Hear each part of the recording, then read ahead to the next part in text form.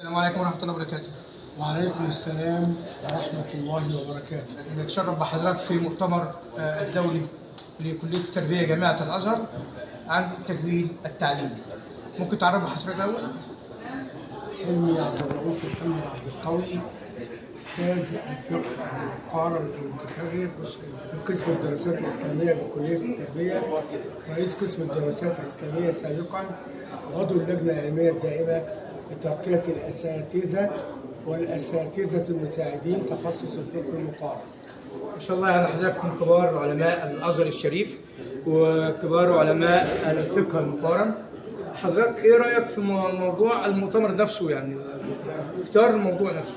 الحقيقة إن اختيار هذا الموضوع موضوع من أهم الموضوعات خاصة في هذا العصر، لأن رسالة الدين الإسلامي رسالة عالمية، فالرسول صلى الله عليه وسلم أرسله الله رحمة للعالمين.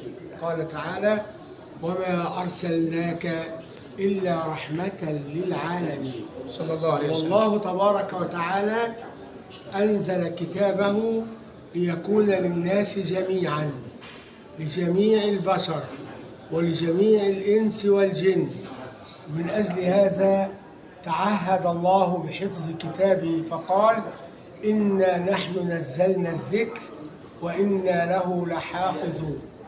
والمؤتمر بيذكر بما عليه تراثنا الإسلامي العظيم من عالميته، وخاصة وأن الحديث الشريف وكتب السنة كلها قد أصبحت الآن منتشرة مع كتاب الله تبارك وتعالى لدى جميع العالم الإسلامي كله. الأزهر معروف عنه إن هو بيرسل علماء إلى أفريقيا بصفة خاصة. أنت حضرتك عارف إن أفريقيا يعني أغلبها إسلام بلا، يعني فيها مسلمون بلا إسلام. فهل ما زال دور الأزهر قائم على إرسال السفراء لتعليم المسلمين هناك تعليم دينهم؟ نعم، الأزهر الشريف ما زال يقوم بهذه المهمة على أكمل وجه، يرسل الأساتذة إلى الجامعات في خارج مصر، بل ويستقبل الطلاب الوافدين. ونحن عندنا في كلية التربية أكثر من 200 طالب يدرسون عندنا في جميع التخصصات. نحن لدينا في كلية التربية بفضل الله تعالى أكثر من 14 تخصصا، جميعهم في كل فرقة وفي كل شعبة من هذه الشعب نجد طلابا أفارقة أو من غير الدول العربية ومن غير الدول حتى الإسلامية. نجد هؤلاء الطلاب يتوافدون على الكلية. وهناك أيضا كلية جديدة أنشئت منذ عدة أعوام، كلية العلوم الإسلامية للطلاب الوافدين، لا يدرس فيها إلا الوافدون فقط، وهذه نعمة كبيرة تفضل الله بها على الأزهر الشريف دون غيره من سائر الجامعات. الحمد لله، لأن المعروف أن جامعة الأزهر هي قبلة الوافدين الدارسين، قبلة طلاب العلم، قبلة المسلمين في كل مكان لتلقي العلم وإرسال أيضا العلم الصحيح الشرعي لكافة المسلمين. سؤالنا هو خارج عن المؤتمر.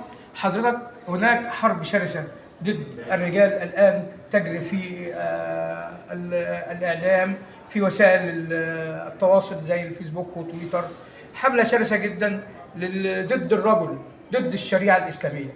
فماذا نفعل ضد هذه الحملة، بالرغم أن الحملة تقودها أستاذة عالمة من الفقه المقارن لا نذكر اسمها، ولكن نريد أن ما دور المسلمين لرد هذه الحملة الشرسة، أو ماذا نفعل؟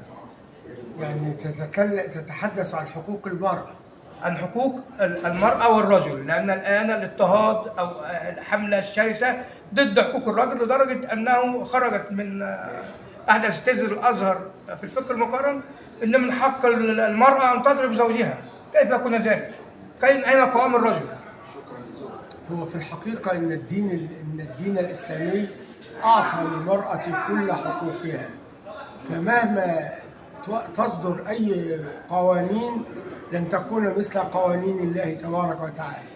والرسول صلى صحيح. الله عليه وسلم صلى الله عليه وسلم في حجة الوداع أوصى بالنساء خيرا، وقال: استوصوا بالنساء خيرا فإنكم أخذتموهن بأمانة الله واستحللتم فروجهن بكلمة الله، عبارة عن عقد الزواج الذي يربط بين الرجل والمرأة.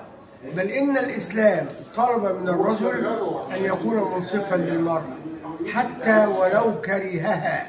قال تعالى: وعاشروهن بالمعروف فإن كرهتموهن فعسى أن تكرهوا شيئا ويجعل الله فيه خيرا كثيرا.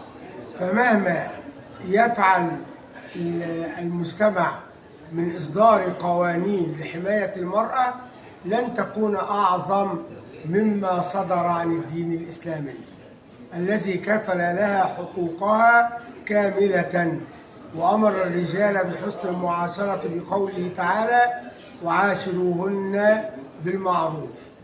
ولكن أن تضرب المرأة زوجها فهذا أمر لا يجوز شرعا. الله تبارك وتعالى يقول: الرجال قوامون على النساء بما فضل الله بعضهم على بعض وبما أنفقوا من أموالهم. حتى المرأة لو كانت تعمل الإسلام لا يجبرها على أن تنفق على نفسها ولا على بيتها، بل أمر الزوج بالإنفاق عليها أيضا. جزاكم الله خير يا دكتور. هو ده حضرتك اشرت ليه في مقالتي الاسبوع دوت والخميس دوت غدا، يعني ان شاء الله بعد غد في جريده اللواء الاسلامي بمقاله اسمها تحيه لكل نساء العالم. جزاكم الله خيرا. في نهايه الحلقه نشكر الاستاذ الدكتور حلمي عبد الرؤوف رئيس قسم الفقه المقارن بجامعه الازهر على هذه الكلمه لجريده نوبل العالميه. جريده تشكر حضرتك كثير جدا. شكرا جزيلا لحضرتك. شكرا جزيلا. بس خلاص كده.